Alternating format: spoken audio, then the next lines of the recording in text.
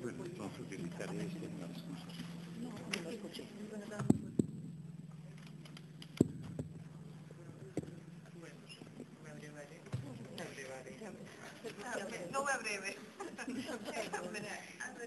Queda abierto el panel sobre el tema esta noche y aprovecho la oportunidad para dar la bienvenida a todo el público asistente. Le doy la palabra a don Gil, moderador, para que continúe con la sesión. Muchas gracias. Buenas tardes, bienvenidos a Huaquita 1, que es como se llama entre nosotros esta sala. Es un placer y un honor coordinar este panel dirigido por don Mario Frías Infante, un panel que está dedicado a lenguas y manuscritos en las dos vertientes de América, la Atlántica y la Pacífica, y en el que van a participar distinguidos especialistas de Costa Rica, Argentina, Austria, México y España. Empecemos por las lenguas. En español se hizo la conquista, en español se predicó el cristianismo, en español se enseñó en las universidades, pero en español se dieron los gritos de independencia y en español se publicaron las primeras constituciones de las repúblicas. En español hablamos hoy los asistentes a este congreso. Es un bien inconmensurable que por ser común a todos nos une por igual. Ahora bien, con el español viajaron también las otras lenguas de la península ibérica. No es el caso de hablar, evidentemente, del portugués, por obvio, pero me referiré al caso del vasco, la lengua de la que tenemos más testimonios por su propia y singular rareza. Así, sabemos que el clérigo don Juan de Areizaga intentó entenderse en euskera con los patagones, y consta que los expedicionarios de Loaísa, allá en la isla lejana de Tidore, enseñaron el vascuence a los isleños de la especiería. Hasta el propio rey de Tidore podía hablar en esa lengua. Y al revés, los intérpretes indígenas, llamados muy significativamente las lenguas vendrá después, fueron fundamentales para lograr la comprensión mutua.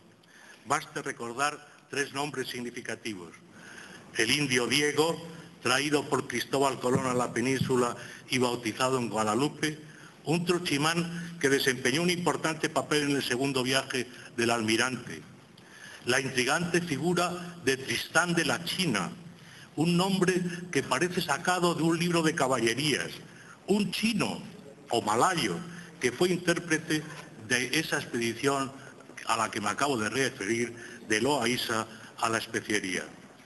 Y por último, una mujer objeto de amor y odio, la Malinche.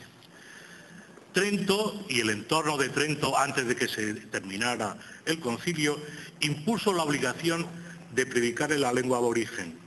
Por ello, un enjambre de religiosos y sacerdotes compusieron vocabularios y gramáticas de muy diversas lenguas. Pero tampoco se durmieron los laicos.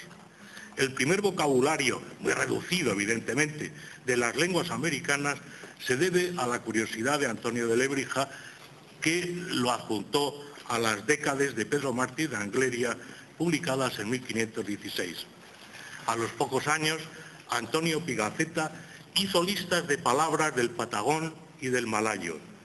Y siglos más tarde, saltando ya a las postrimerías de la dominación española, cuando el virrey Amat despachó una flota a Tahiti, llamado también Otahiti, ahora decimos afrancesadamente Tahití, al mando de Domingo Goenechea, le mandó recoger el vocabulario de un centenar o más de voces de la lengua hablada en aquella isla. Precisamente del diccionario de voces americanas de otro laico, el jurista panameño Manuel José de Ayala, escrito durante su etapa de archivero en el Palacio Real, nos va a hablar hoy don Miguel Ángel Quesada Pacheco. En un principio fue la confusión. Americanos y europeos se equivocaron recíprocamente al evaluar al contrario. Los indígenas americanos tomaron a los españoles por seres divinos, venid a ver a los dioses, gritaban los taínos cuando desembarcaron los hombres de Colón. A su llegada a Yucatán, Cortés y su gente fueron saludados a sí mismos como teules. Por su parte, los españoles interpretaron el mundo indígena a través de los datos que la tradición clásica ofrecía sobre aquellos exóticos indios de la India. Los griegos habían denominado bárbaros a todos los pueblos que hablaban una lengua que ellos no entendían. Bárbaro es una onomatopeya, equivale al bla, bla, bla, bla, es algo que se escucha pero que no se entiende. Y así como bárbaros fueron vistos también los indígenas americanos, como nos enseñará don Nicolás Kwiatkowski. Como bárbaros, a veces malos, pero también a veces buenos. Pasemos ahora a los manuscritos. Los indígenas contaron, transidos de honda pesadumbre, el trágico naufragio que sufrió su mundo a la llegada de los españoles. La literatura náhuatl, tan diligente e inteligentemente estudiada por Miguel León Portilla, nos ha dado joyas como los diálogos de 1524 recogidos por Fray Bernardino de Sahagún. Como no podía ser menos, también los españoles pusieron sus experiencias por escrito. Algunos nos dejaron relatos inolvidables.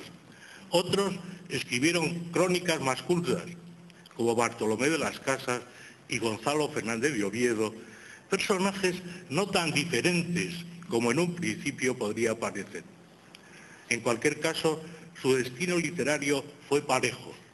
Sus grandes obras nunca llegaron a ver la luz en su totalidad.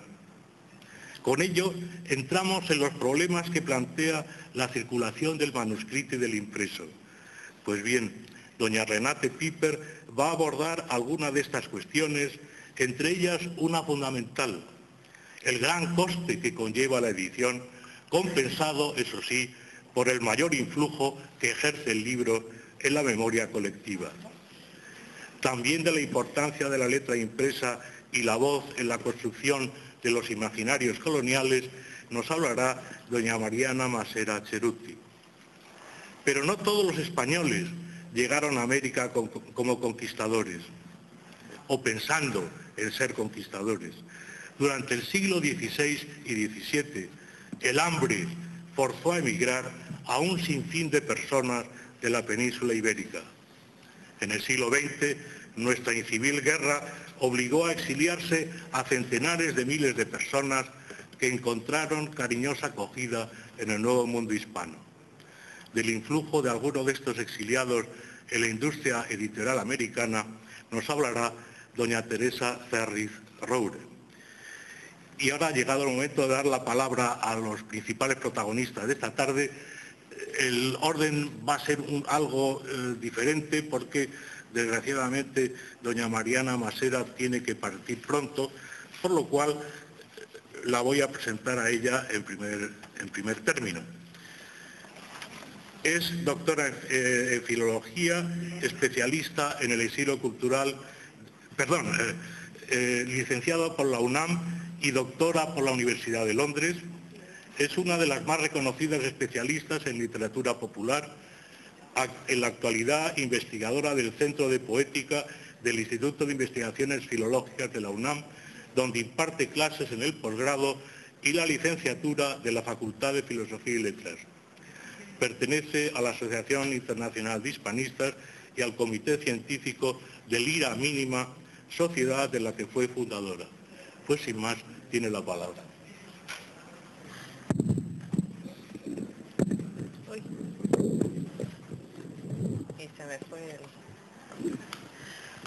Bueno, buenas tardes. Pues es un honor estar aquí en este Congreso de la Lengua. Agradezco muchísimo al secretario general, al director de la Real Academia de la Lengua y a todas las autoridades que hicieron posible realizar este importante congreso. Asimismo, quisiera agradecer, para mí es un honor compartir la mesa con estos distinguidos profesores y haberles agradecido de poder dejarme el lugar para poder partir a un viaje que necesito hacer. Así que y un honor para mí estar aquí en Panamá con ustedes y poderles presentar algunas de las preguntas que nos hacemos durante nuestras investigaciones. Muchas gracias. Bueno, entre el papel y la voz, manuscritos, libros y lectores de la Nueva España. La llegada de los libros y los pliegos del continente a la Nueva España fue constante y de gran magnitud a lo largo de los siglos virreinales. A pesar de los intentos por controlar su importación y su producción por las instituciones como la Inquisición novohispana, la producción impresa llegó y también de modo manuscrito y oral. Esta última a través de la memoria de los europeos, quienes en su mayoría podrían identificarse con los lectores populares denominados por Roger Chartier, así como por los lectores oidores que ha descrito Margit Frank, y cito: dada la importancia que la voz seguía teniendo en la transmisión de textos, el público de la literatura escrita no se limitaba a sus lectores, en el sentido moderno de la palabra, sino que pudo haberse extendido a un elevado número de oyentes, de todos los estratos sociales, incluyendo a la población analfabeta. Cada ejemplar de un impreso manuscrito era virtual foco de irradiación del cual podían emanar incontables recepciones, ya por su lectura oral, ya porque servía de base a la memorización o a la repetición libre. Esta ponencia se centra en el estudio y la descripción de diferentes modos de recepción de los libros impresos entre la población mayoritaria, incluyendo las castas novohispanas, sus diferentes formas de lecturas, así como señalar las diferentes funciones que se le dio a la materia impresa a través de los documentos que provienen del Archivo General de la Nación del ramo de Inquisición entre los siglos XVII y XVIII. De este modo, señalaremos el caso de un libro impreso de gran popularidad en España, censurado en América, de un cuadernillo manuscrito de tema profano que recorrió numerosas manos y de aquellos papeles y escritos que constituyeron objetos mágicos para los creyentes y mercancía para los embusteros. Todo ello con el fin de resaltar la importancia de la letra impresa y la voz en la construcción de los imaginarios coloniales.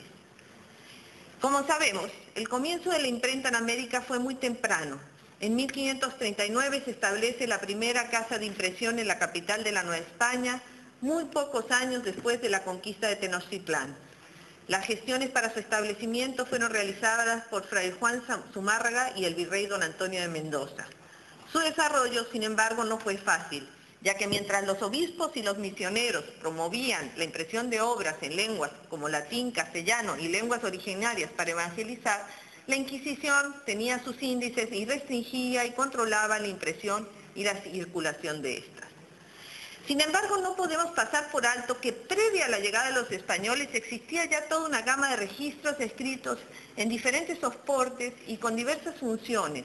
Libros prehispánicos realizados sobre piel curtida de animal, jaguar o venado, sobre fibras como el maguey o sobre un papel amate.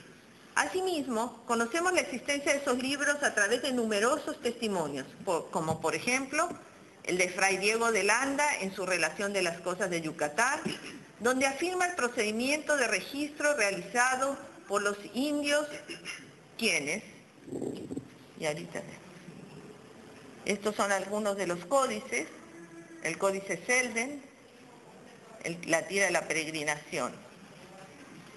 Dice, escribían sus libros en una hoja larga doblada con pliegues que hacían muy galanas y que escribían de una parte y de otra columna según eran los pliegues, y este papel lo hacían de raíces de un árbol y le daban un lustre blanco que se podía escribir bien. De hecho, se sabe que existían en el altiplano central depósitos de códices, verdaderas bibliotecas llamadas moscalis o casas de libro. La lectura de los códices por lo general se hace de derecha a izquierda. Según un tipo se pueden dividir el biombo que se desdobla, como el Selden, la tira que también se desdobla, como la tira de peregrinación. Un tercer tipo es el denominado rollo que procede de Oaxaca, como el códice de Tulén, que se lee verticalmente, y además se puede mencionar al lienzo, tela de largas fibras de maguey o algodón, como el de Zacayatepec, categoría que fue producida posterior a la conquista. De acuerdo a la temática se pueden dividir en religiosos y rituales, en históricos, y una disculpa porque no se me fue. en históricos, en genealógicos, que fueron realizados posteriores a la conquista para defender derechos de tierra. Los ejemplares cartográficos que incluyen tanto datos geográficos como históricos. Y por último, los códices etnográficos encargados por los españoles como el llamado Ixtlilxóchitl. La escritura y lectura, como se puede apreciar, llevaba varios siglos en América, por lo cual ya había habido un desarrollo en cuanto a los glifos ideográficos y fonéticos, destacándose como el sistema más avanzado el maya. Sin embargo, la escritura no se bastaba a sí misma y requería la memorización previa de los textos procedientes de las tradiciones orales, como lo explicita el siguiente fragmento, que lo teníamos acá. Ay Dios, a ver. Yo canto las pinturas del libro, lo voy desplegando, soy cual florido papagayo, hago hablar a los códices en el interior de la casa de las pinturas. Las menciones anteriores señalan la existencia de una riqueza de combinaciones entre la voz, el escrito y el papel que existía en Mesoamérica, previa a la llegada de los españoles. Y asimismo se puede apreciar que estos tipos de lecturas y escrituras no se detuvieron con la conquista, sino que, al contrario, y a pesar de las pérdidas de una gran mayoría de los materiales, existió el surgimiento de nuevas formas de escribir durante el periodo colonial. Es evidente que la presencia de la voz y el papel ha sido crucial en la historia de Hispanoamérica, con múltiples y complejos entrecruzamientos entre culturas y que muchas veces pueden apreciarse sobre todo a las orillas del poder a través de los archivos de una de las instituciones creadas para normar y controlar, como fue el Santo Oficio. La llegada de la imprenta y la lectura oficial. Estos son otro de los códices, esto es para las tierras. Este es el de Ixtlilxóchitl. Este es uno de los primeros impresos que se realiza en la imprenta Juan Pablo, que fue la primera imprenta que apareció en 1539, y uno de los primeros impresos fue la relación del espantable terremoto que agora nuevamente ha acontecido en la ciudad de Guatemala en 1541. Esta relación de Fray Alonso de Molina se marca el comienzo de la lexicografía en el Nuevo Mundo. Más adelante, con la fundación de la universidad, comenzó la generación y la demanda de la impresión de libros universitarios. La censura y los libros. Pero no todo era oficial. Resulta que a lo largo de los siglos, la gente, como les decía, se aprendía de memoria, copiaba, llegaban impresos y la gente los copiaba y se los pasaba. Y entonces había muchos de estos escritos imitando impresos y sobre todo con contenidos obscenos que la Inquisición, por supuesto, requisitaba. Pero tenían imitación de un impreso. Tenemos este cuadernillo de Guadalajara, en México, recogido en 1784. Y, por ejemplo, hace burla de la licencia. Nos, el licenciado don Conocimiento, consejero de la razón y procurador de desengaños por la presente y por lo que nos toca, concedemos licencia para que se puedan imprimir las que se toman a menudo, Templo del Gusto, en primavera, Año del Capricho. ¿No? Otro de los elementos que tenían para imprimir y que se circulaba muy profusamente era las oraciones que se catalogaban como prohibidas por la Inquisición. Una de esas oraciones fue la oración del Santo Sepulcro. ¿Y qué pasaba? La oración se consideraba milagrosa y se consideraba que si uno la portaba consigo mismo, ese papel, esa letra, ese escrito, la podía defender de no morir, podía parir bien, en fin, hay muchas versiones y claro, la Inquisición las requisitaba. ¿Qué quiere decir? Para muchos de los lectores, estos papeles, estas letras, no significaban un conocimiento en sí, sino que significaban un fetiche.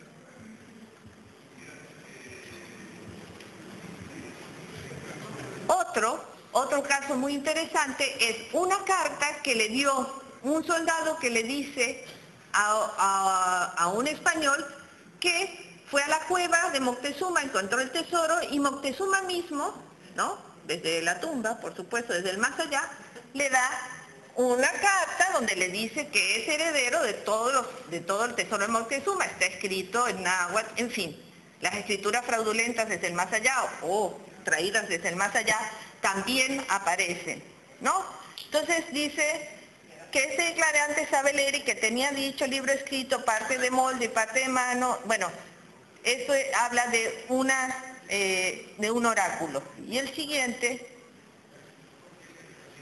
dice: y yendo a dicho cerro se le abrió una peña y vio todas las paredes de la cueva de oro, y le salió al encuentro una culebra y un león y una cierva de 7 cabezas y un caballo pinto, y que todos estos animales le embestían y él se defendía con la espada.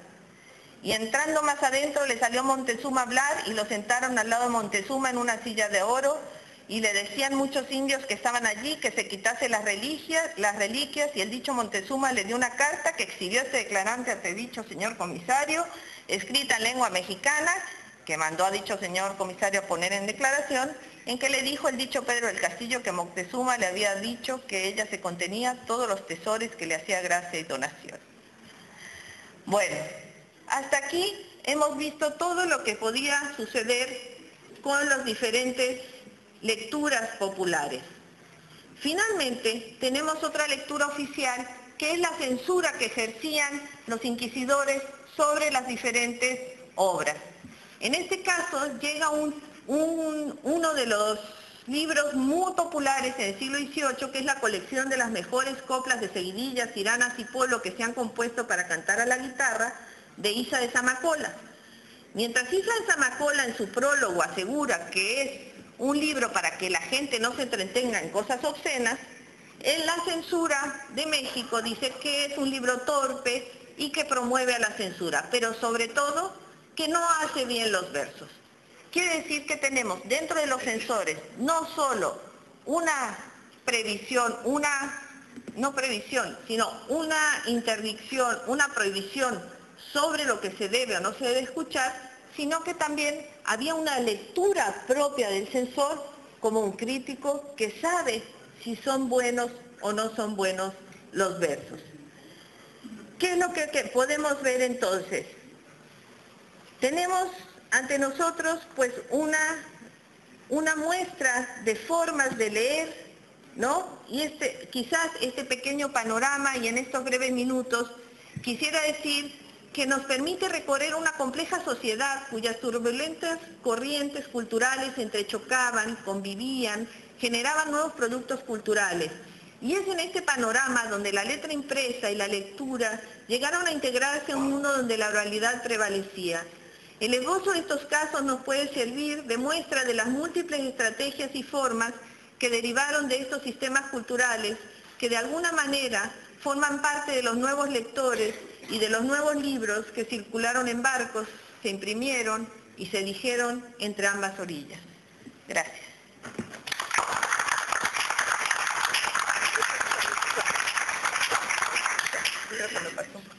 Tiene ahora la palabra don Miguel Ángel Quesada Pacheco, doctor en Filología Románica por la Universidad de Colonia y en la actualidad catedrático de Español y Estudios Latinoamericanos en la Universidad de Bergen.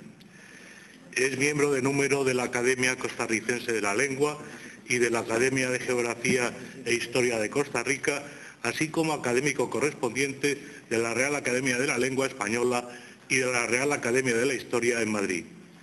Ha escrito numerosos libros y en la actualidad coordina un proyecto de investigación sobre actitudes lingüísticas en el español y otro sobre variación lingüística en el español centroamericano. Tienes la palabra. Aquí estoy. Muchísimas gracias.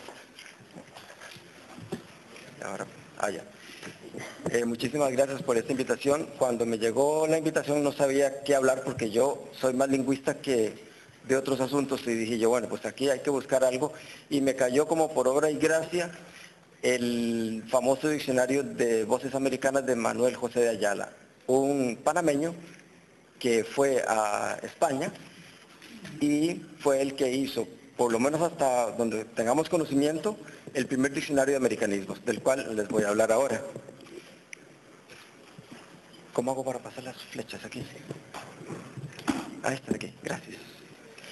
Con esta presentación lo que quiero es resaltar la obra de Manuel José de Ayala dentro de su contexto histórico-cultural. Él no fue lingüista, tengo que aclarar, él fue jurista, que es otra cosa. Sin embargo, él se dedicó, entre todos los papeles que tenía en el archivo de Palacio Real, a recoger palabras de América y de otras partes y hacer una especie de diccionario que nunca publicó. Es más, ni siquiera en el diccionario aparece que él fuera el autor. Aparece un título que pusieron después, Diccionario de América. Y hasta el momento cuando yo lo fui a consultar, no aparecía quién era su autor. Entonces yo empecé una especie de búsqueda detectivesca para ver quién había sido su autor. Luego pienso exponer someramente, con el tiempo que contamos, el contenido del diccionario y con esto rendir un justo homenaje a alguien que, saliendo de Panamá y siendo este congreso en Panamá, a propósito de manuscritos, no había mejor momento de hacerlo. Voy a hablar rápidamente de la figura de Manuel José de Ayala. He dividido su vida en dos: su vida en Panamá. Nace el 26 de marzo de 1728 y sus padres fueron doña Juana Medina Calderón, criolla panameña, y de don Tomás Francisco de Ayala, que fue en ese momento tesorero de las Reales Cajas de Panamá y de Logroño. En el 738 fue alumno de número del Colegio de San Agustín y San Diego de Panamá. Y luego hizo sus estudios en el Colegio Jesuita de esta ciudad y lo nombraron a corta edad como promotor fiscal del Juzgado Eclesiástico de Panamá. En España, él se va para Sevilla en 1753 y allí se gradúa de bachiller en cánones. 2 años después se va para Madrid. En el 63 ya es archivero de esa secretaría del Despacho Universal de Indias. Y luego en el 66 lo vemos ya como oficial cuarto de la Secretaría de Gracia y Justicia, donde empieza a hacer su famosa obra de recolección de leyes de Indias. En el 71 presentó la obra La colección de cédulas y consultas. En el 75 fue un socio fundador de la Sociedad de Amigos del País. Él fue secretario de esa sociedad. En el 76, cuando el rey Carlos III decreta la formación de un nuevo código de leyes de Indias, él es el secretario.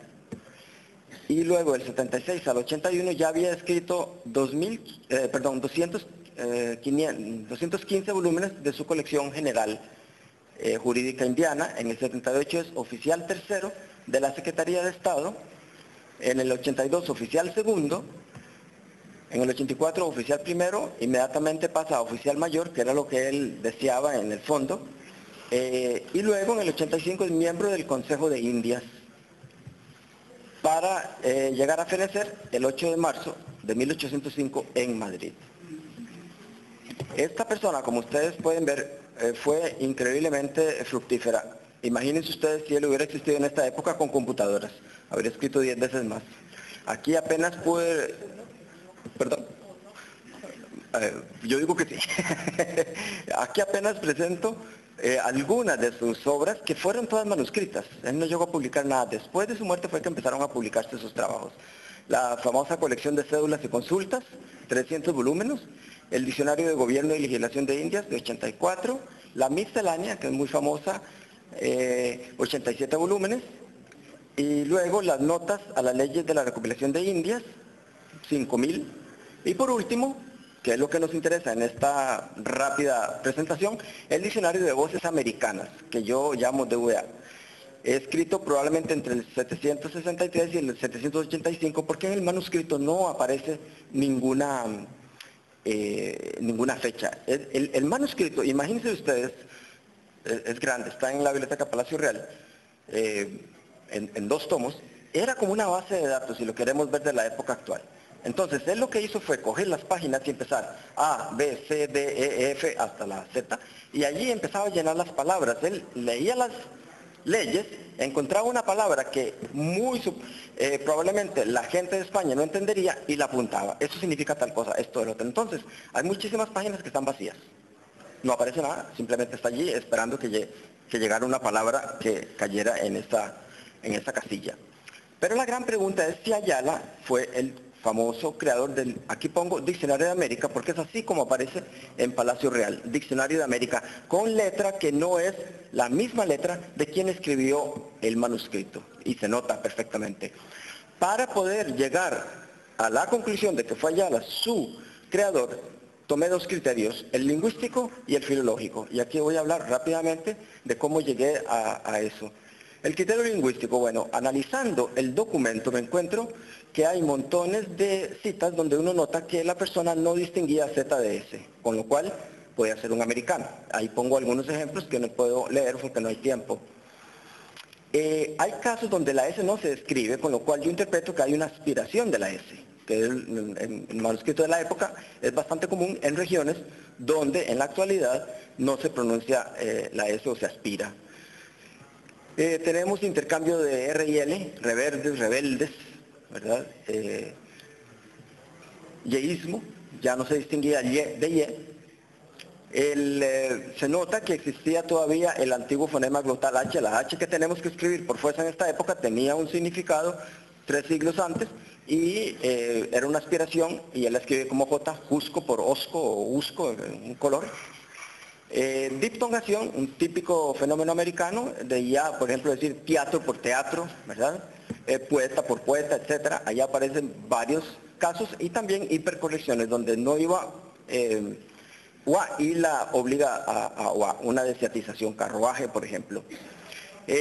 Uso totalmente etimológico de lo, la, les, típico de Andalucía, de países americanos, en vez del leísmo, aunque hay casos de leísmo, pero la mayoría, uno nota que hay una distinción clara, etimológica. Un ejemplo de voceo, jamás podría venir de un español del siglo XVIII, siéntate o sentate donde dice. Y luego, montones de palabras que dentro de las explicaciones que él da, no las entradas, una cosa son las entradas, que son las que marcan lo diferente, y otra cosa es la explicación. Allí aparecen palabras muy propias del léxico americano de hoy y por lo tanto del siglo XVIII también, donde pongo ahí algunos ejemplos. Amojiconear por darse de golpes, cuncho, una palabra de origen quechua, por pozo, sedimento, cholo, palabra aymara, por indio culturado, palo, por árbol, etc. En cuanto al criterio filológico, lo que hice yo fue que empecé a comparar la letra del manuscrito con otras obras y me di cuenta de que el cedulario índico y la miscelánea tenían una letra muy, muy similar, con lo cual dije, bueno, podría ser el autor Ayala, y son obras muy conocidas de él. Y luego, en dos entradas, por lo menos, encontré que él refería a esas obras, en la entrada Anaquine y en Laboríos, ahí subrayo donde pongo, esta noticia comprobé en los papeles del archivo de mi cargo. Ya se sabía que él era archivero, y si habla en primera persona, pues tendrá que ser él. Y Laboríos igual. Veis el tomo de mi miscelánea. Habíamos visto antes que él era el autor de la miscelánea. Y por último, el testimonio del propio Ayala, cuando escribe un testamento pidiendo al rey una pensión. Entonces empieza a enumerar todo lo que él había hecho, todas esas obras de las que acabo de decir rápidamente, y luego dice, subrayado por mí, de diccionarios de voces americanas, de descripción general de todos los dominios de América pertenecientes a vuestra majestad, del estado de los comercios de España, tierra firme, etc. Con lo cual, dije yo, tiene que ser Manuel José de Ayala el autor. Escribí a la biblioteca del Palacio Real y la directora me contestó diciendo que ya estaban otras personas llegando a esta misma conclusión, con lo cual el libro se podía publicar bajo su nombre. Y la razón por la cual yo no puse Diccionario de América en la publicación, sino Diccionario de Voces Americanas, es porque lo cogí de esta cita. Y respetando lo que aparece en la Biblioteca del Palacio Real, Diccionario de América, porque además de, como dije antes, era una letra que no correspondía al original, y habiendo un título más acorde con lo que él estaba haciendo, dije yo, bueno, pues le pongo Diccionario de Voces Americanas. Ahora vamos a ver qué son las palabras que hay en este diccionario. Hay 2.800 entradas, dentro de las cuales la mitad son todas topónimos.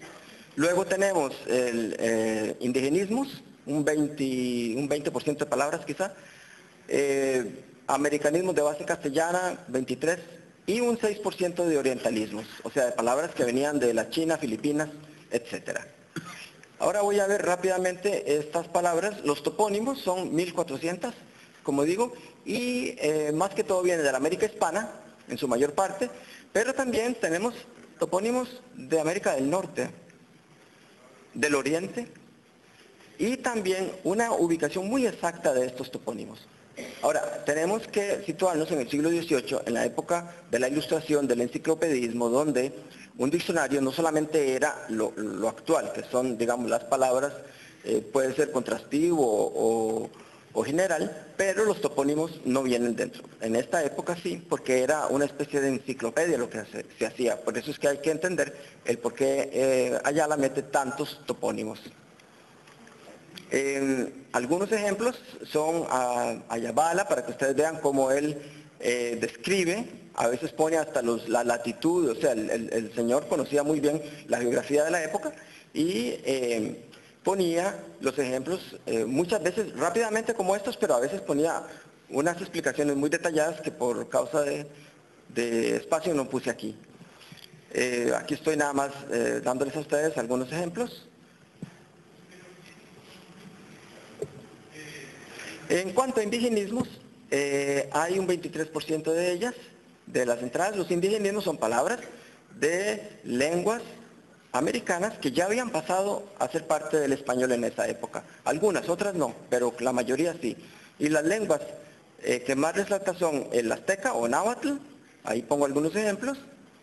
Luego lenguas antillanas, por supuesto, las palabras que habían entrado en el español ya desde inicios, desde la época antillana, como llama Guitarte, a esa época, entre 1492 y 1519, antes de llegar a tierra firme. El quechua, aparecen varias palabras. Del mapuche también, tenemos allí algunos ejemplos, y de otras lenguas, ¿verdad? Como el tupí, guaraní, del aymara y del maya. Luego, nombres de grupos indígenas hay muchísimos, que él llamaba naciones, como los pueden ver ustedes ahí, abipones, amularaes, asinais, arahuacos, borrasques, etcétera, etcétera.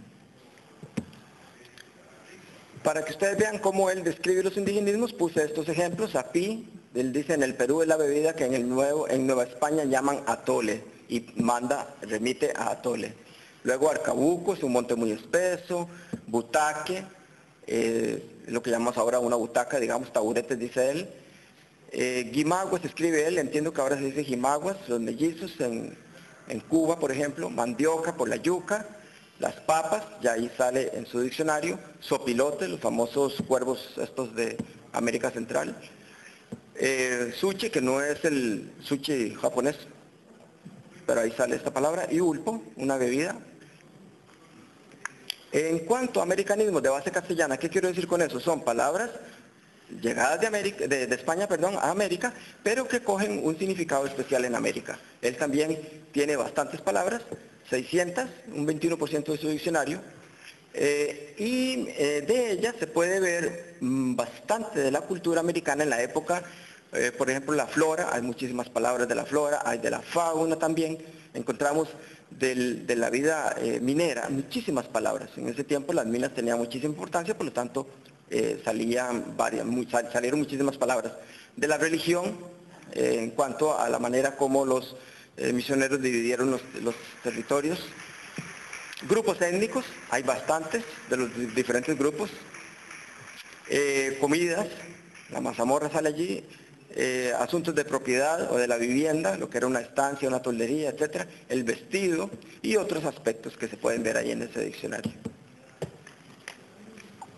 Algunos ejemplos, pongo aquí la palabra martigón en México, aperos, buscones, chapetón o cachupín, mazamorra, para lo que significaba en el Perú en esa época, panochas, soldado.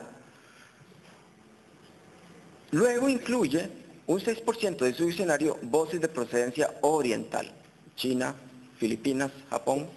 Allí hay varias palabras del Japón metidas, Filipinas también tenemos, y de la China, tanto topónimos como palabras comunes.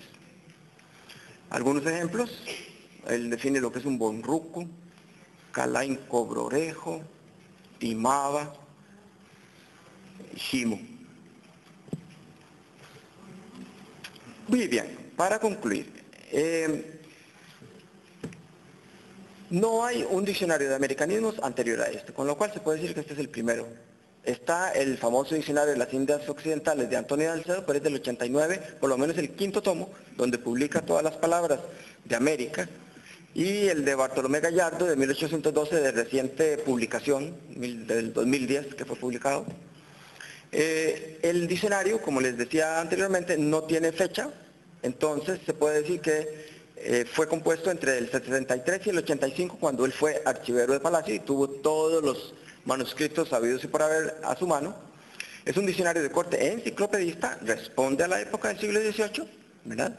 Describir todo el mundo y más allá, el mundo americano y más allá. Razón por la cual a veces uno, o yo por lo menos, entro en duda si llamar diccionario de americanismos o diccionario de ultramar, pero en vista de que cuantitativamente lo que es, bueno, que Filipinas era parte de España en esa época, Japón, la China y algunas palabras que mete América del Norte es tan poco, aún así se puede decir que su título es Diccionario de Americanismos.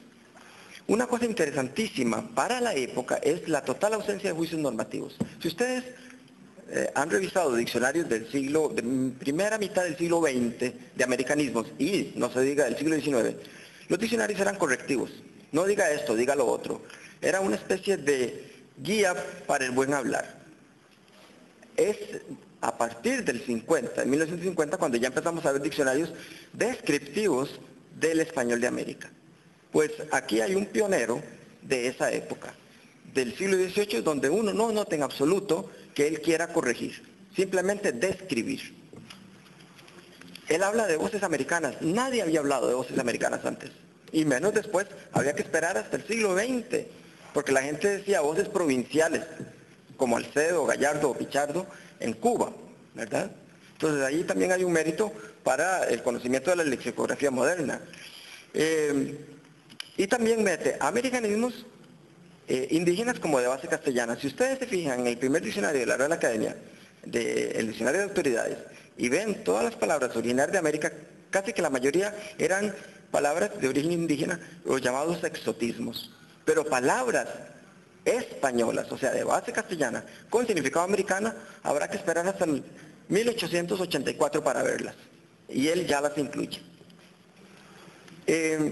Y por último, es una fuente importantísima de datos para estudiar el léxico americano, la cultura de América durante esa época. Y aquí pongo algunos ejemplos de lo que se puede hacer con este diccionario.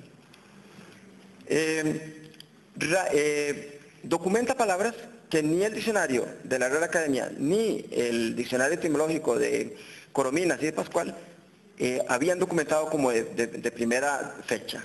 Por ejemplo, la palabra butaca, que aparece por primera vez en el DRAE en el 843, ya él la tiene. Chancho, el famoso cerdo, aparece según el diccionario de Corominas por primera vez en 1764, y ya él la tenía metida. Mandioca, etcétera, etcétera. Luego, hay una cosa muy interesante, ver cómo las palabras, si queremos verlas desde la perspectiva actual, cómo han cambiado su extensión geográfica. Una de ellas es chancho, y dice Ayala, llaman los de las provincias de Buenos Aires, Tucumán y Paraguay al cerdo. En la actualidad la palabra chancho sube hasta América Central, o sea que la palabra fue ganando terreno. También las extensiones semánticas. Una cosa es definir la palabra hace 200 años y otra ver qué significa en la actualidad, cómo ha cambiado su significado. También se pueden hacer estudios a través de este diccionario, como por ejemplo chuspa, y ahí explica él qué es chuspa, qué es un chapetón, un palenque. Y luego, para las personas que quieran estudiar los indigenismos, ahí hay un tesoro enorme. Así que ahí se puede estudiar bastante. Bueno, eso era lo que quería decir.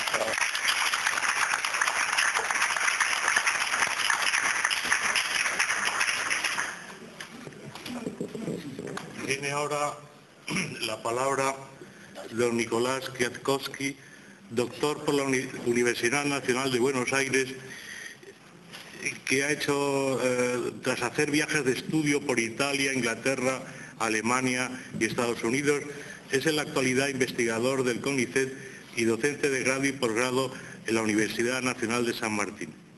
Ha escrito varios libros y ahora nos va a hablar sobre los bárbaros.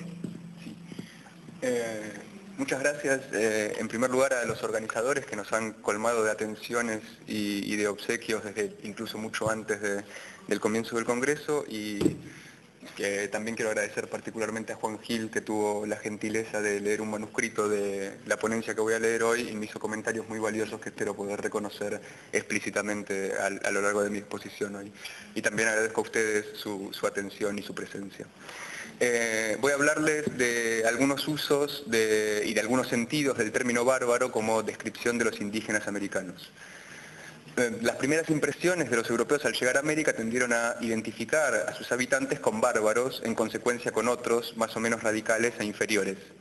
Ese empleo del término estaba en armonía con una larguísima tradición que puede remontarse a la antigüedad clásica, como bien nos contó Juan Gil hoy, pues bárbaro era en ese tiempo una generalización grecorromana que se originaba en una palabra griega que designaba a todos aquellos pueblos que no hablaban el idioma propio y desconocían los marcos morales y culturales helénicos y latinos.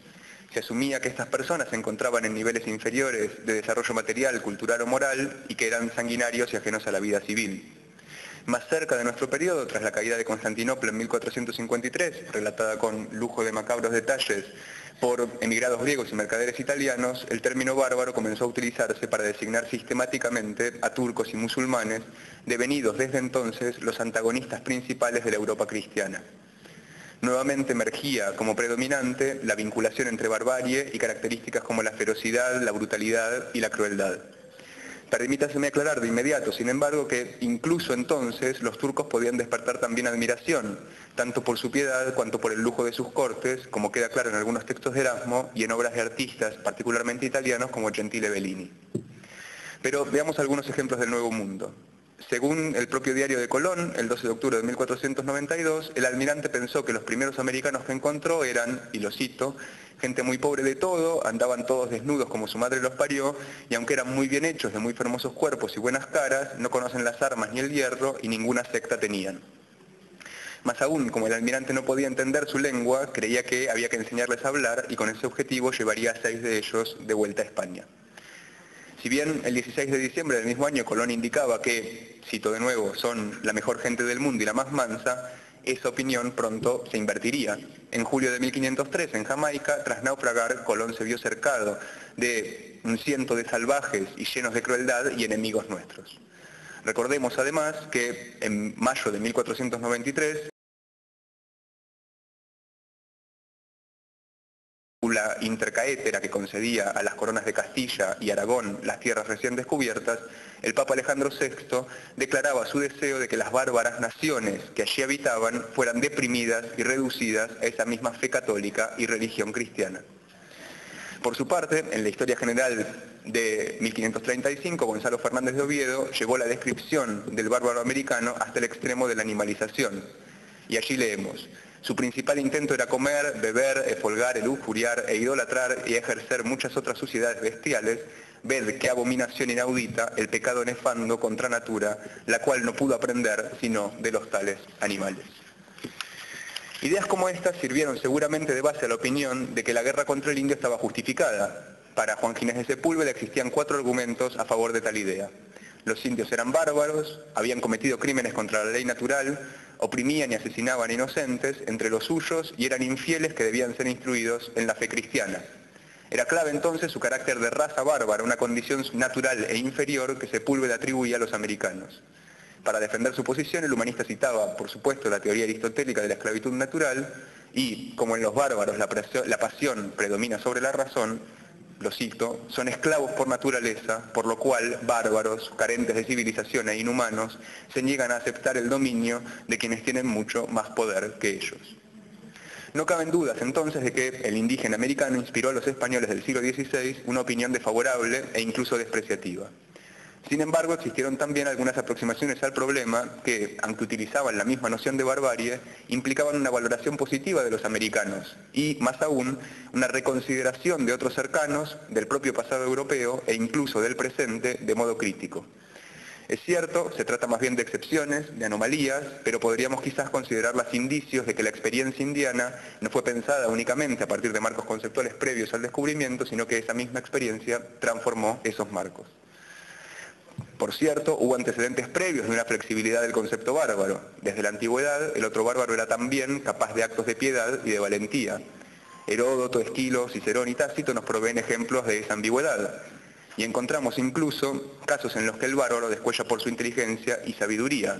Se trata, como me ha recordado Juan Gil Fernández, del bárbaro filósofo, y posiblemente le citan a Carsis, sea uno de los más destacados ejemplos clásicos al respecto. Pero volvamos a nuestro tema americano. Para describir a los indios, los conquistadores buscaron comparaciones con el pasado bárbaro, pagano o greco-romano, y en los pueblos otros más cercanos como los musulmanes. Américo Castro recuerda que las referencias culturales de Hernán de Cortés frente al extraño mundo mexicano eran precisamente los almaizales árabes, los alquiceles moriscos y las mezquitas del Islam. Era evidente que se trataba de gente, cito a Cortés, bárbara y tan apartada del conocimiento de Dios, fin de la cita, pero pese a ello, sus ciudades, mercados, fortalezas y artesanías se comparaban favorablemente con las españolas y de hecho con cualquiera del mundo. Más allá de estos paralelos, al regreso de su experiencia en la conquista de Chile en 1569, Alonso de Ercilla y Zúñiga describió en un famoso poema épico a los araucanos como bárbaros sobresalientes, valerosos, llenos de orgullo y bizarría. Permítaseme incluir tan solo dos ejemplos de la vigencia americana de aquel bárbaro filósofo al que me he referido recién. En el tercer libro de la segunda década de su obra, Pedro Martí de Anglería se refiere al hijo mayor de Comougre, un cacique panameño, como un hombre de inteligencia extraordinaria.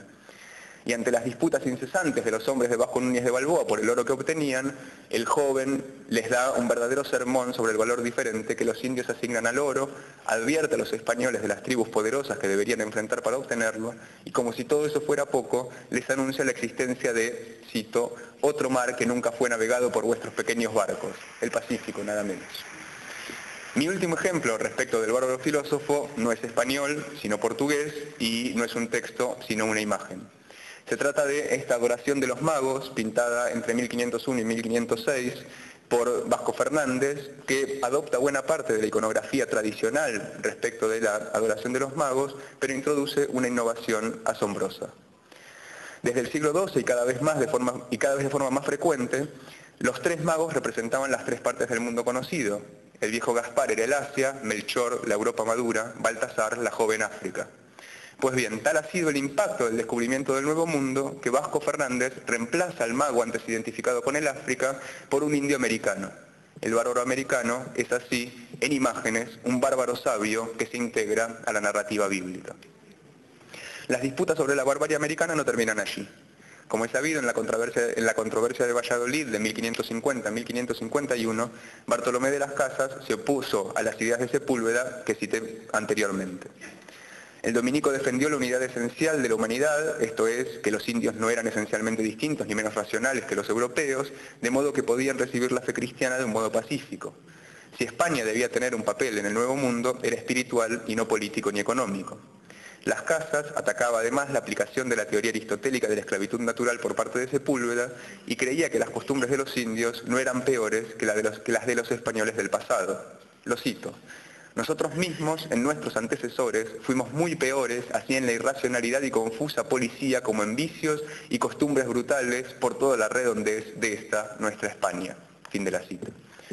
Definitivamente, en la brevísima descripción de la destrucción de las Indias, el dominico atribuye a los conquistadores españoles el comportamiento bárbaro y compara incluso su crueldad con la de los turcos. Por otra parte, como los americanos vivían en comunidades armónicas, gobernadas por leyes estrictas y poseían un lenguaje bello, no solo eso, sino que además los idólatras y antropófagos eran minoría entre ellos, Las Casas creía que su paganismo solo demandaba que los españoles los ayudaran, mediante la persuasión, a recibir el Evangelio, y no justificaba que los cristianos se apoderasen de sus tierras, una opinión que compartía Francisco de Vitoria. En el pensamiento mestizo de Garcilaso de la Vega Inca, otro eminente bárbaro filósofo, ante la descomposición del cristianismo europeo, estas ideas se transforman en una reivindicación de la supervivencia y primacía de los valores del cristianismo primitivo en las Indias. Cito a Garcilaso. Atestiguan estos varones apostólicos que los fieles indianos, sus feligreses, con las primicias del espíritu, hacen a los de Europa casi la ventaja que los de la iglesia primitiva a los cristianos de nuestra era. cuando la católica fe, desterrada de Inglaterra y del Septentrión, su antigua colonia, se va de un polo a otro a residir con los antípodas. Tal vez podemos pensar con Roger Bartra que conquistadores y clérigos habían llevado consigo a través del Atlántico la idea del otro bárbaro, que les permitía evitar la disolución de su identidad en la extraordinaria otredad que estaban descubriendo. El bárbaro sería entonces tanto lo odiado y lo negado cuanto el lugar de un origen deseado e interrogado. Pero también es obvio que las interpretaciones sobre el pasado y el presente no emergen solamente en el mundo de las ideas y las teorías, sino a partir de observaciones y experiencias concretas. A la hora de explicarse de dónde venían esos pueblos, otros que habitaban un continente desconocido y cuyas costumbres eran tenidas por bárbaras, las interpretaciones fueron muy diversas. Diego Durán concibió la idea de que los aztecas habían recibido en el pasado una influencia cristiana o que su origen estaba en una de las tribus perdidas de Israel. José de Acosta, por su parte, pensaba que el primer poblamiento del continente se había producido por tierra gracias a la emigración de pueblos de origen asiático y pronto hubo disputas sobre el posible origen preadamita de los indígenas americanos. No me queda ya tiempo para seguir los usos del término bárbaro en el siglo XIX, que en todo caso David Weber ha estudiado muy bien. Permítanme decir solamente que aquella expectativa de que quizás el Evangelio pudiera salvar a los indígenas de la barbarie se transformó en el XIX, en buena parte de América, en la idea de que tal vez fueran las luces y no el Evangelio lo que podría rescatar a los americanos, criollos e indígenas de ese estado de barbarie. Y hay ejemplos abundantes de ello. Ya termino. Permítame entonces concluir con un doble pedido de disculpas. En primer lugar, porque el tema que elegí presentar hoy surge claramente de preocupaciones contemporáneas. Son muchos los casos en la actualidad en los que las identidades parecen definirse de manera fija, radical y por completo excluyente, incluso hasta el extremo de la violencia física. No es la primera vez que esto ocurre y en general los procesos históricos que comparten esta característica han terminado de modo catastrófico. Tal vez se me pueda perdonar este desliz si se considera que los historiadores podemos evitar el anacronismo formulando preguntas desde el presente, pero respondiéndolas con documentos del pasado. Mi segundo motivo para pedir disculpas tiene que ver con que he insistido en ideas excepcionales que valoran al bárbaro más que criticarlo. Me decidió hacerlo una afirmación de un historiador al que admiro, Carlo Ginzburg, quien considera que lo anómalo es interesante no solo por sí mismo, sino porque también implica hablar de la norma, comprender la norma, algo que no se verifica si estudiamos la norma y no la anomalía. Pero también he pensado que recuperar los argumentos curiosos de aquellos que vieron en los bárbaros otros una oportunidad para reflexionar sobre los bárbaros nosotros, podría llevar a que, también hoy, podamos pensarnos en relación con los demás de una forma menos excluyente, que sin renunciar al reconocimiento de la diferencia y a la disputa contra la dominación y la desigualdad, nos permita también un mejor conocimiento de quiénes somos. Muchas gracias.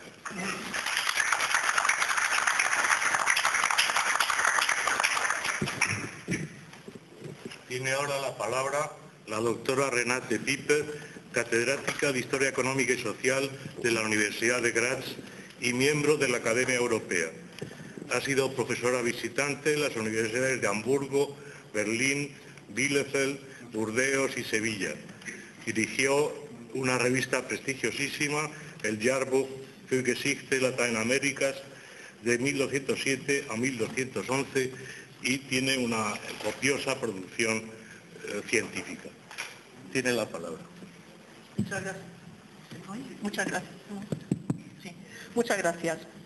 Primero quisiera dar las gracias a los organizadores de este congreso por las interesantes intervenciones que he podido seguir hoy y seguiré mañana seguramente, y por la lujosa bienvenida.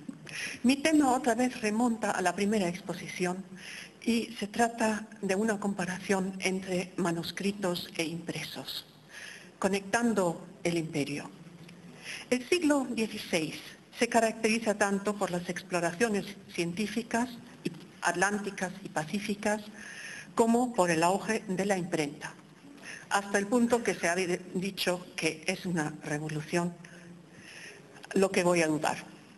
Así pues, la historiografía se ha ocupado de manera especial de la condición transversal, como lo han expresado los organizadores de esta mesa, del impreso, de su capacidad de conectar territorios lejanos y de reducir las distancias geográficas.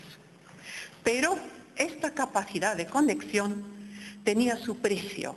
Soy historiadora económica. Oro y plata tienen que costear el papel de un libro. Esto podía repercutir en el uso o bien de manuscrito o uso de libro. Esto es la pregunta. Para analizar esas repercusiones quisiera ceñirme al inicio del 16. Quisiera enfocar lo que llega del nuevo mundo al viejo, es decir, las informaciones que no solamente llegan a España, sino que también que se distribuyen en Europa, y además comparar unos textos impresos y manuscritos para resaltar la función de ambos. La historiografía, y dejo de lado la historiografía sobre la imprenta, que es inmensa, pero la historiografía sobre el número de impresos en el ámbito del área del habla alemán ha sido siempre muy resaltada, y la explicación por qué tantos libros se imprimieron en el área alemán con referencias americanas, siempre la explicación ha sido que se trataba de razones técnicas. Y se ha dejado de lado la cuestión económica, los costos. Últimamente se ha subrayado la función política del intercambio de documentos, tanto manuscritos como textos impresos, pero ¿qué significaba esto en el mundo financiero, en unas monarquías siempre al borde de la quiebra? Y con respecto al contenido de las informaciones, se ha hecho hincapié una y otra vez que en los textos impresos, pues las imágenes tradicionales heredadas de la antigüedad clásica se adjudicaban a las nuevas realidades americanas. ¿Esto quizás también tenía un trasfondo económico? Para responder estas preguntas quisiera ceñirme, como estamos aquí en Panamá, a un ejemplo muy concreto, es decir, a las hazañas de Balboa y a la comunicación del encuentro de los europeos españoles con el Mar del Sur. Mis preguntas son, primero, ¿cuál fue la velocidad del manuscrito para transmitir estas noticias y cuál fue la velocidad del impreso para transmitir las noticias? ¿A dónde se mandaron y a dónde llegaron los manuscritos y a dónde llegaron los impresos? ¿Y cuál fue el contenido de esa información? Ahí me limitaré a la denominación de Mar del Sur. Y todo esto con una explicación económica que viene después. Las primeras noticias, la velocidad. Las primeras noticias sobre la expedición de Vázquez Núñez de Balboa llegan en forma de cartas manuscritas, llegan a España en 1514, la primera, y las posteriores en 1515, y después ya siguen las informaciones. La primera, y además se transmiten, por ejemplo, por Pedro Mártir de Anglería, desde la península inmediatamente a Roma, y de ahí se difunden por toda Europa. El primer texto impreso, sin embargo, no es de 1514, sino es de 1516, un texto en latín de Pedro Mártir de Anglería, una edición de sus cartas que ya habían circulado. La segunda edición y la segunda publicación con referencias hacia el descubrimiento de Balboa es en 1521, y esto no se publica en España, sino en Basilea, Suiza, y en latín otra vez. Y se trata de una reedición de las décadas de Pedro Mártir de 1516, a la que se añaden otras décadas. Y es más, después solamente viene en 1522, pues ya se imprime la relación de Pigafetta sobre el Mar Pacífico, y entonces ya con el Mar del Pacífico, que es una impresión que se da en París, entonces ya entra otra denominación al lado del Mar del Sur. Bueno, en resumen, los textos manuscritos conservados cruzaron el Atlántico 2 años antes de que hubo una versión impresa. La primera versión se efectuó en Alcalá y después en Basilea, y al mismo tiempo que aparece el término del Mar del Sur en Basilea, ya empieza también a denominarse y a circular el nombre del Mar Pacífico. Además, el Mar Pacífico hace mucho juego con el Mar Atlántico, una cosa conocida desde la antigüedad.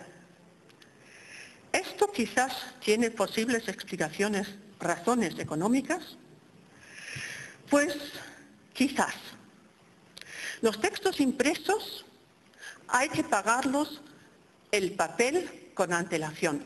Por eso, como hoy en día, en la mayoría de los casos, para tener una obra publicada hay que pedir dinero a personas que lo financien. A esto lo vemos en todos los textos. Sin embargo, un texto manuscrito, o sea que una publicación obedece más bien a una persona que quiere publicar algo, hacer publicidad, que a los intentos de los lectores. Sin embargo, un texto manuscrito se paga previamente por la persona que encomienda el manuscrito, es decir, el lector, para ponerlo un poco blanco y negro. Esto quizás podría ser la razón. Bueno, y además un texto impreso, pues como con una tirada de 200 o 300 o más impresos, pues cuesta 200 o por lo menos 10 veces más que un texto manuscrito que se copia y lee y se lee en voz alta, que son solamente 20 o 30 veces que se distribuye. Bueno, entonces, esto quizás también nos puede explicar, voy a abreviar para no quitarte los últimos restos de tiempo, esto quizás puede explicar por qué los textos de Balboa se imprimen solamente en 1516 y 1521. Pues porque en ambas ocasiones, en 1516, es cuando Carlos V empieza su reinado, aunque todavía no llega, pero empieza a aparecer en la mente política, en el ambiente político hispano, y en 1521, cuando se da la segunda impresión, y en Basilea además, es cuando otra vez Carlos V tiene graves problemas políticos. Mi idea es, y sería, que quizás estas publicaciones, pues tienen, la alemana seguramente, tienen un trasfondo económico, una intención de publicidad por parte tanto del emperador como por la gente que le financia. En el caso de Basilea estoy casi segura que las casas comerciales de los Fúcares y los Belgeres estuvieran detrás de esto. Gracias.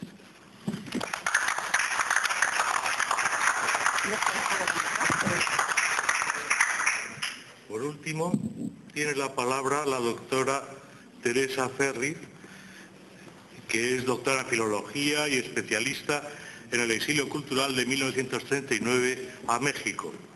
En este país, en México, ha impartido clases en el Colegio de México, en la UNAM, y allí fue la primera lectora de catalán, la Universidad de Guadalajara y el Colegio de Jalisco. En la actualidad, desde la Universitat Oberta de Cataluña, dirige el proyecto Lletra, consagrado al estudio y difusión de la literatura catalana en Internet, y es vocal del Col·legi Oficial de Bibliotecaris y Documentalistes de Cataluña. Ha diseñado más de una veintena de entornos digitales, desde webs hasta proyectos digitales colaborativos, y participa activamente en la formación del profesorado. Muchas gracias. Me sumo rápidamente a los agradecimientos a los organizadores, a las autoridades panameñas que también nos han recibido y a todos ustedes que tienen todavía la generosidad de estar aquí y no huir aunque sea la última ponencia. Yo les pido ahora que demos un salto cronológico y nos vamos al siglo XX, que para mí es un siglo apasionante, porque para el científico social y el historiador ve cómo se van sucediendo con una rapidez pasmosa cambios revolucionarios en nuestras sociedades y nuestras culturas.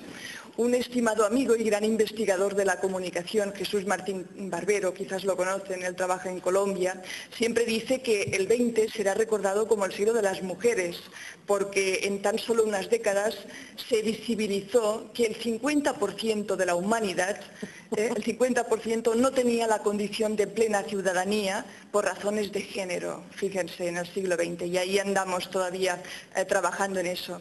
Creo que estaríamos de acuerdo con la afirmación de Martín Barbero. Seguro que a todos ustedes les viene a la cabeza algún hito que ustedes consideran fundamental en este siglo XX, pero yo me atrevería a decir que también es el siglo del libro, el siglo XX, porque es el siglo de su masificación. Masificación en el sentido de su incorporación y desarrollo dentro de la sociedad de comunicación de masas. Una masificación que permitió en el 20 el acceso más democrático al conocimiento y convirtió el libro en un instrumento de cambio social muy poderoso y garante de la libertad de pensamiento. Ello debía tener, por supuesto, su contrapunto dramático, si me permiten, y es la censura, que llegó a una virulencia extrema con el nazismo, haciendo buenos los negros augurios de Heine. Esta cita, allí donde se comienza quemando libros, se acaba quemando hombres, dramáticamente. Esta es una imagen emblemática de Verdilin del 33, y así hay muchas. El siglo XX, el siglo donde se han quemado libros y se han quemado personas.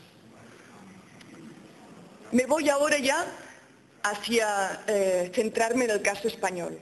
Durante las 3 primeras décadas del siglo XX se va dejando atrás un modelo productivo cuasi artesanal de impresor-editor y se consolida una industria moderna gracias al aumento del volumen de producción, una mayor estabilidad en los procesos, el establecimiento de canales de difusión, fundamentalmente la prensa en su sentido más amplio, y sobre todo la existencia de un circuito de distribución y venta.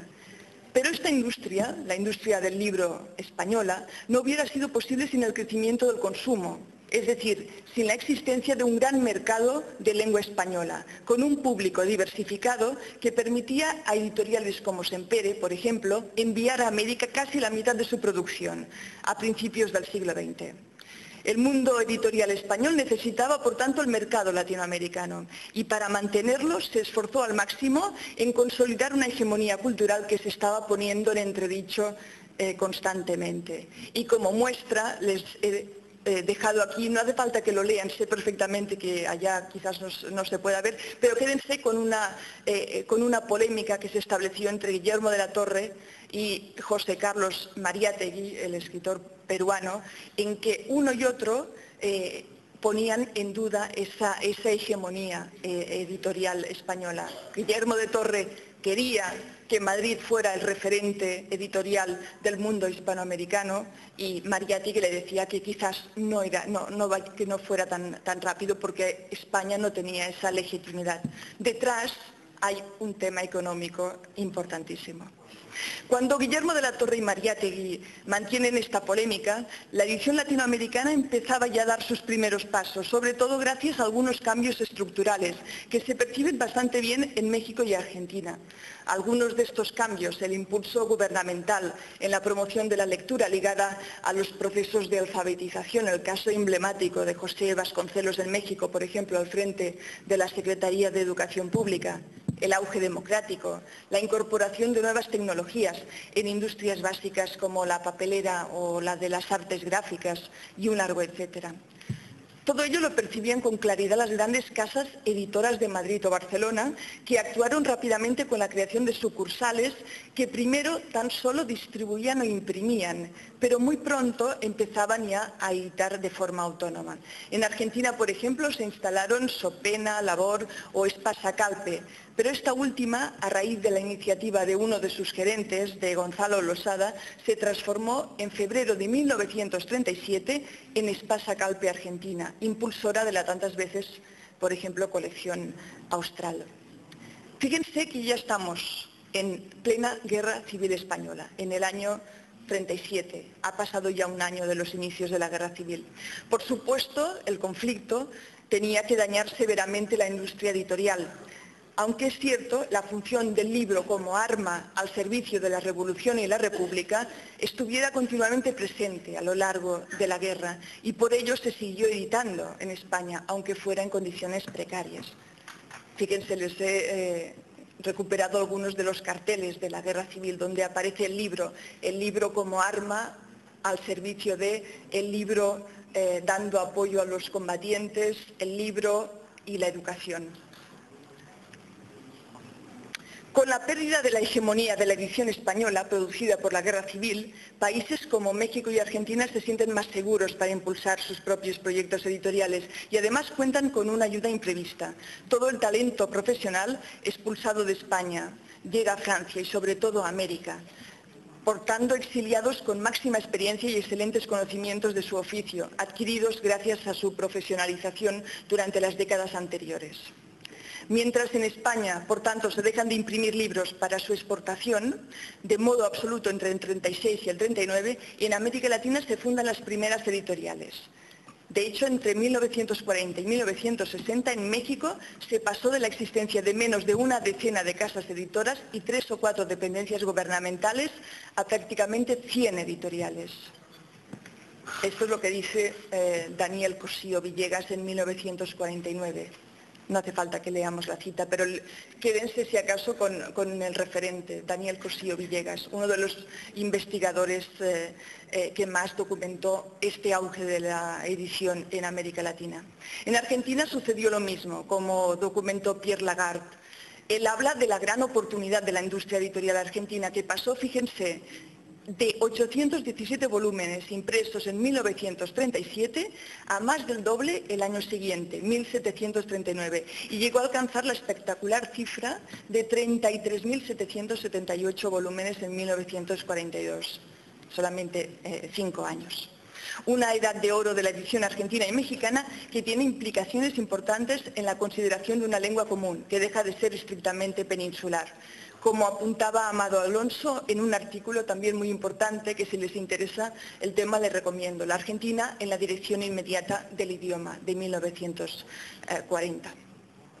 El talento llega a todas las profesiones del libro, desde directivos a correctores, desde impresores a artistas gráficos o linotipistas, correctores de pruebas, atendedores, cajistas, prensistas, ilustradores y un largo etcétera. Y también a los traductores, que merecen un capítulo aparte muy importante.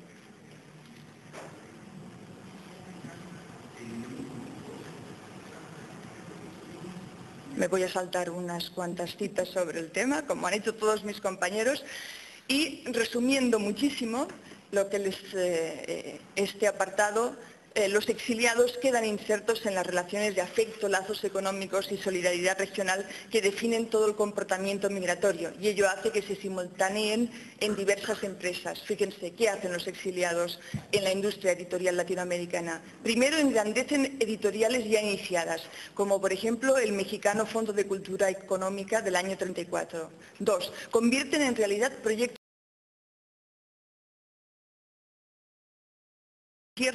como el de Sudamericana, en Buenos Aires.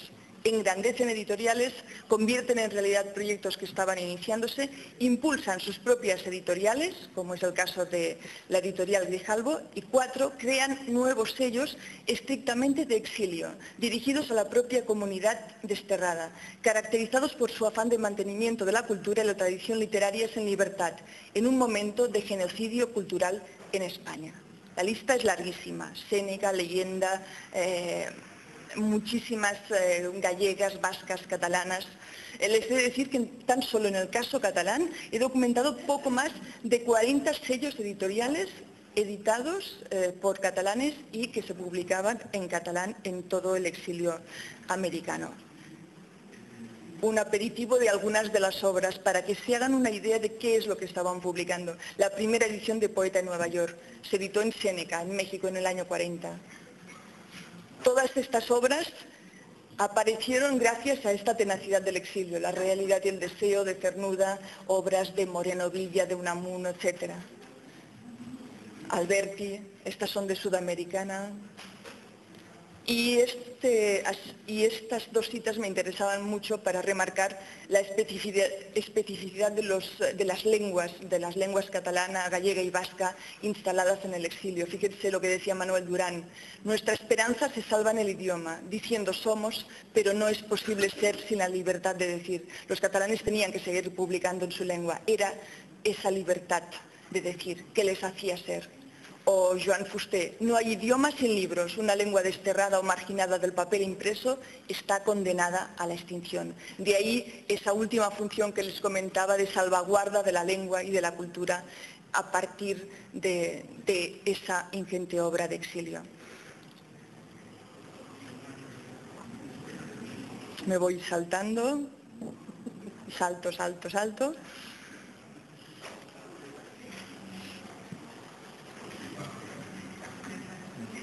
Y ya voy a terminar porque es mejor que, aunque sean 2 minutos, nos quede algo para comentar. Voy a terminar solamente pidiéndoles que se queden con una idea. Los exiliados, colaborando en proyectos de origen latinoamericano o al frente de una editorial propia, han contribuido a la formación de diversas generaciones de ciudadanos americanos y sus libros, cuando la censura lo fue permitiendo, retornaron simbólicamente a la península y devolvieron gran parte de la tradición cultural española censurada durante décadas. Más adelante, cuando pudieron, y cada uno con su propia historia a cuestas, también han regresado físicamente, ellos y sus editoriales, como ejemplifican Juan Grijalvo, establecido en Barcelona a partir de los años 70, o Antoni López Llausàs, creador de la casa editora barcelonesa Edasa, por citar solo 2 nombres emblemáticos del exilio editorial en México y en Argentina. Y ya quiero cerrar con una imagen que retoma lo que apuntaba al principio sobre el valor del libro como motor de cambio social. Que hoy en Valencia los estudiantes se levanten contra las porras empuñando libros nos muestra que los exiliados sabían bien qué hacían y que su trabajo editorial no fue tan solo un proyecto de subsistencia, sino sobre todo y ante todo un proyecto de libertad. Muchas gracias.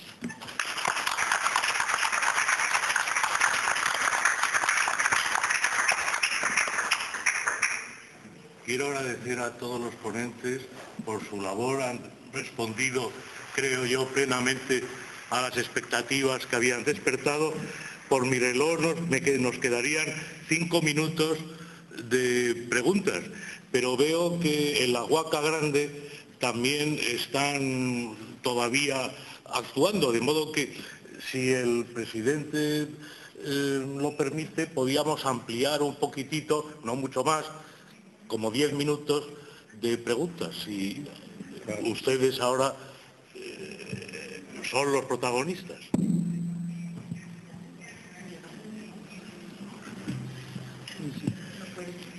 Qué bonito esto de creativo. Que me ha encantado lo de creativo.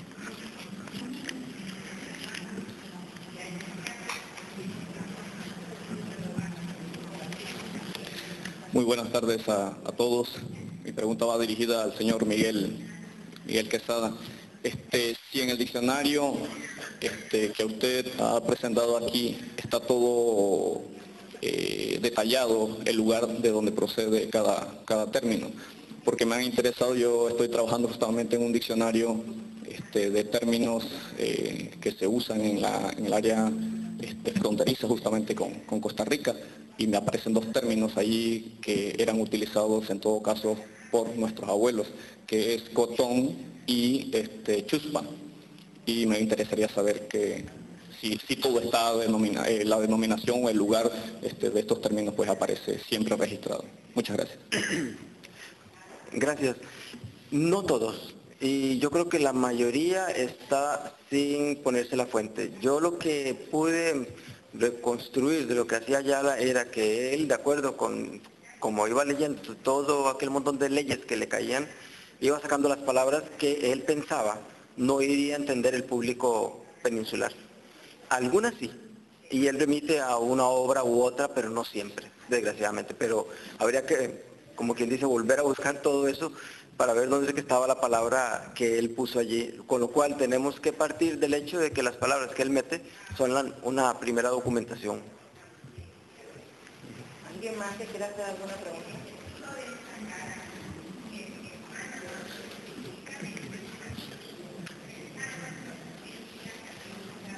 preguntas, anímense.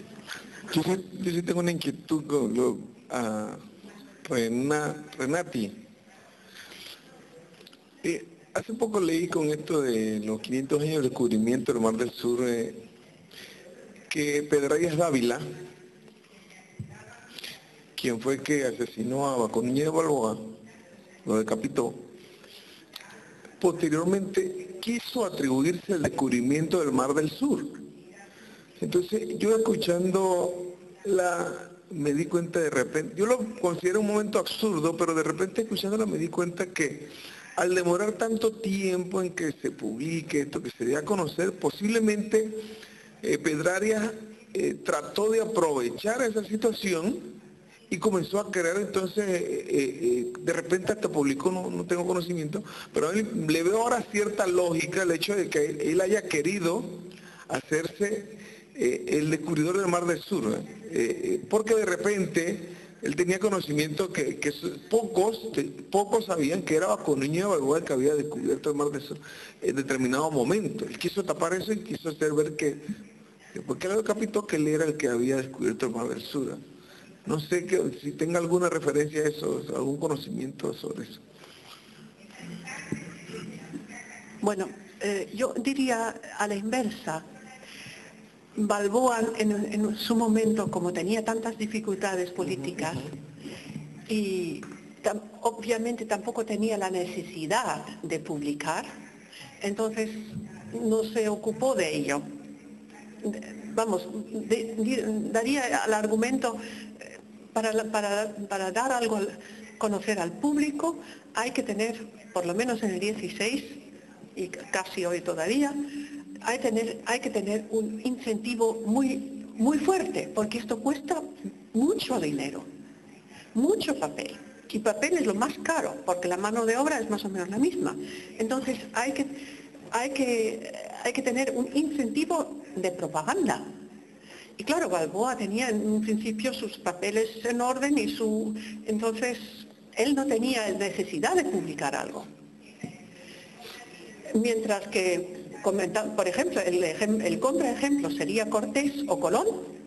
Ellos actuaban en el caso de Colón es la corona española, la corona de Castilla, que va muy mal en su posición legal, y entonces a ella le interesa publicar las cartas de Colón para hacer frente a los portugueses. O en el caso de Cortés es más obvio todavía. Cortés con sus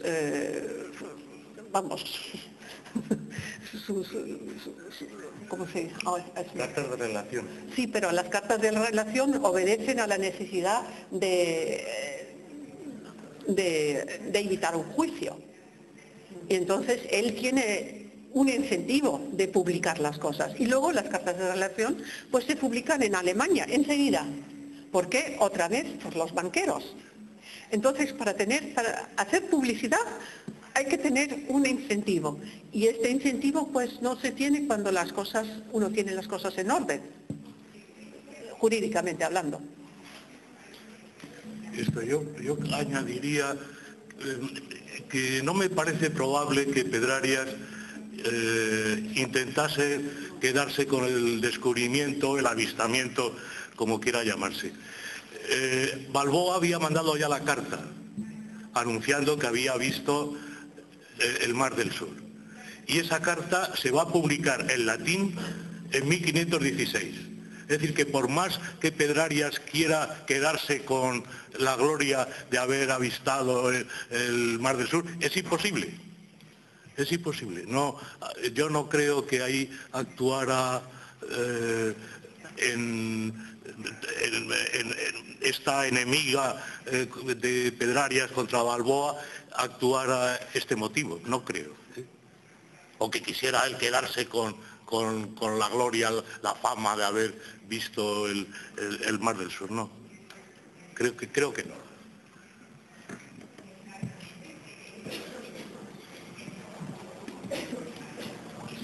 Muy buenas. Yo quisiera hacer una pregunta, pero para dos expositores, para ver si ambos expositores pueden referirse a mi inquietud. Es sobre el uso del término nación. al cual hizo referencia el señor Quesada explícitamente y, bueno, de alguna manera implícitamente el señor Nicolás. ¿En qué sentido? Yo quisiera saber de ambos qué uso se le da al término nación, o sea, qué idea está detrás de nación. Por ejemplo, el señor Ayala la usa siempre para referirse a los pueblos indígenas, lo que entendí. Por ejemplo, cuando la usan todos estos autores que mencionó el señor Nicolás, se adjetivan, ¿no? Naciones bárbaras y no bárbaras. Hago la pregunta para aclararme un poco tal vez el origen o la contribución de toda esta de las exposiciones de ustedes dos en la diferenciación después, posterior, que se hace entre naciones y nacionalidades, etnias, o sea, pueblos que no son naciones, porque eso es esa categoría fue como cambiando de contenido, y bueno, a eso se refiere mi respuesta, mi pregunta, el uso del término nación para ambos expositores. Gracias. Bueno, lo poco que puedo decirle es que la palabra desde el siglo XVI la veo siempre asociada a grupo étnico americano en este caso, cuando yo veo los documentos, digamos, de América Central del siglo XVI, y ahora con Ayala, la usa con ese sentido. No recuerdo haber visto nación española u otro eso. No recuerdo haberlo visto, pero siempre cuando se habla de grupos indígenas, como si fuese en la actualidad una especie de sinónimo de grupo étnico. No sé si...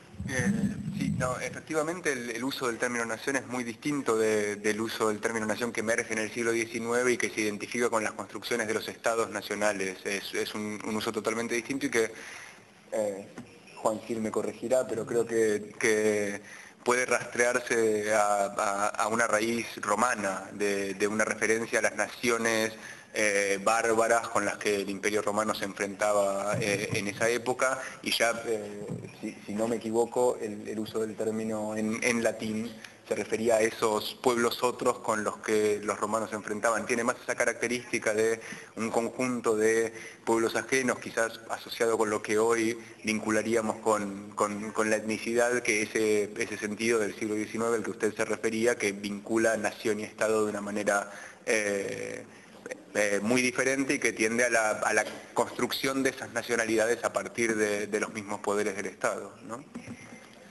Yo creo que ha respondido perfectamente con lo que se ha dicho hasta ahora, se ha respondido, creo, y no juguemos con estos términos, porque el término nación, entonces se decía ciego de nación, y era ciego de nacimiento.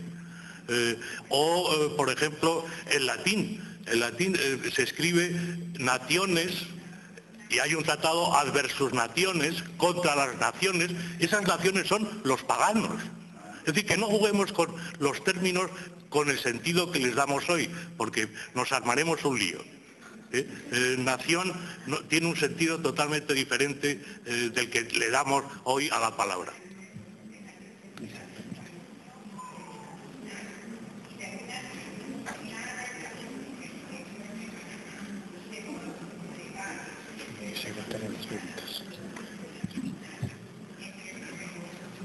Me parece que hay una pregunta ahí detrás.